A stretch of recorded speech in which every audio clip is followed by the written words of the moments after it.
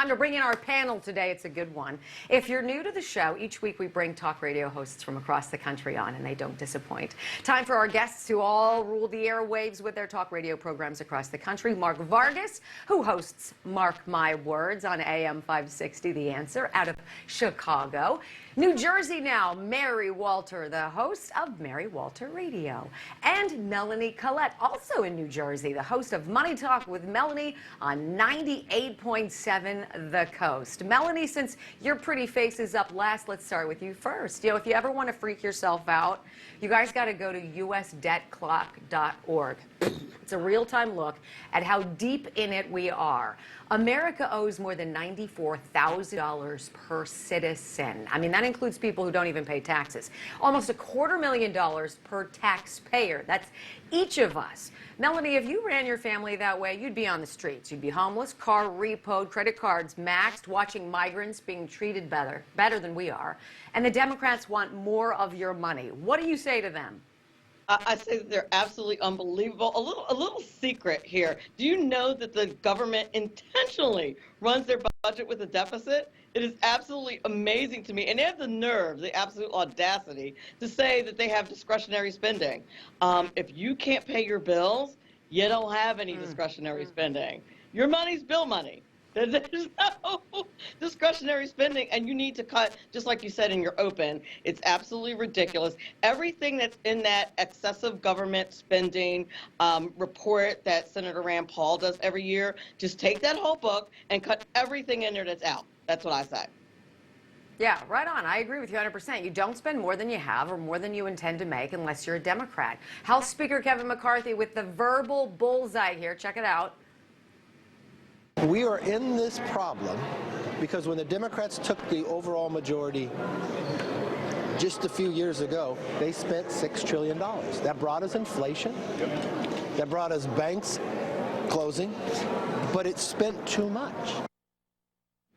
Now, Mark, 66 members of the Progressive Caucus asked Joe Biden to invoke the 14th Amendment and just raise the debt limit without an act of Congress. Now, this is the rub for so many of us. Forget representation. We're going to do whatever we want, and you're going to like it. I can't believe that's even an idea. What do you say?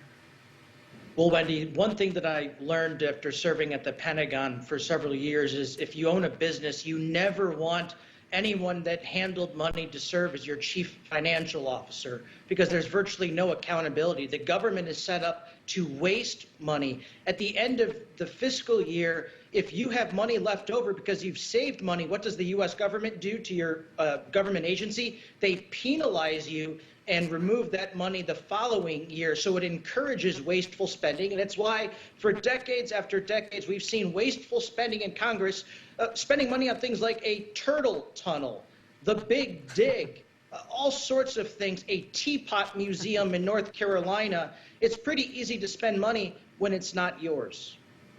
You're giving me a migraine, Mark. Stop it. Mayor, it's curious. 10 years ago during Obama's presidency, then Press Secretary Jay Carney said this when asked about Obama invoking the 14th Amendment to deal with the exact same issue of drunken spending. Here's the Wayback Machine.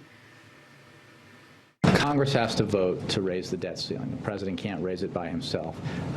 People have talked about the 14th Amendment, and this administration does not believe that the 14th Amendment gives the power to ignore the debt ceiling. And even if the president could ignore the debt ceiling, the fact that there is significant controversy around the president's authority to act unilaterally means that it would not be a credible alternative to Congress raising the debt ceiling, and would not be taken seriously by the global economy and market.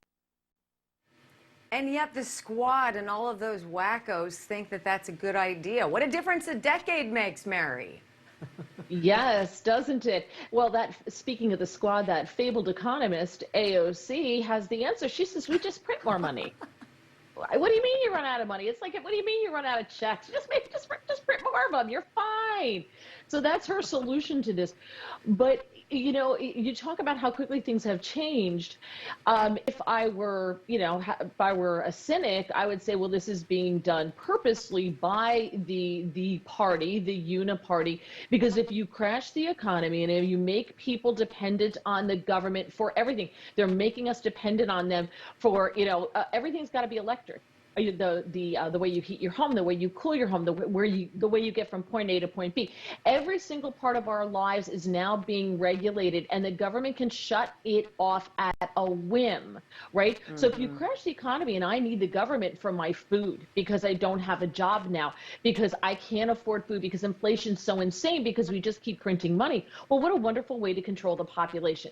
That would be, the cynic in me, the conspiracy theorist in me. However, just saw today, Germany has now declared that they are in an official recession, and they're further along than we are on this road. Yep. So I think we better watch very carefully where this is going. Right on. You sound like a 15-minute city lover, Mary. Just kidding. Melanie, zero Republicans voted for the American Rescue Plan, which contributed $2 trillion to our debt and triggered America's inflation. But this headline is how the media sell this free money story, right? Every single Republican voted against lowering costs for Americans. I mean, come on now. They voted against poor legislation. How does spending money lower costs, Melanie? It doesn't.